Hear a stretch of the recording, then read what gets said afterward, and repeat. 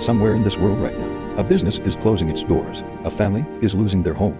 A man is staring at his ceiling at 2 a.m. wondering where it all went wrong. This is not a story about bad luck.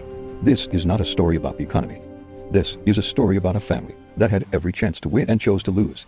3 years ago, the Bello family ran the most successful printing business in their city. Flyers, banners, wedding cards, event programs. If you needed it printed, you came to Bello Prints. We're on it, But boss. Mr. Bello Perfect. failed That's to the adapt spirit. AI into his business. Welcome, my friends. See our latest vibrant prints. They are beautiful. We need some for our event. Of course, we have many designs. Look at this place. Started with one machine, now we are the best. I know, my love. And then, one by one, they started leaving. The same people who once said, "Nobody prints like Bello," were now getting designs in seconds, from a machine that never sleeps, never complains, and never asks for a raise. Month by month, the customers disappeared. First the small businesses, then the event planners, then the corporate clients. The Bello family wasn't just losing a business, they were losing everything they had built, with their hands, their time, their life. 22 years of pride, dissolved.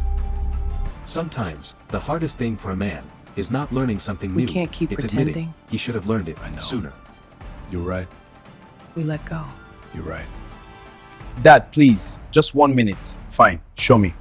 Look, he builds a flyer, watch. And the price? $20. 4 hours. I could have done this. Yes, finally! Look, the flyer is done. It only costs $20. It takes me 4 hours. 6 months. That's all it took. The Bello family didn't just survive. They came back. Not the same as before, but better, wiser, stronger. Mr. Bello thrived hard after he adapted AI into his business.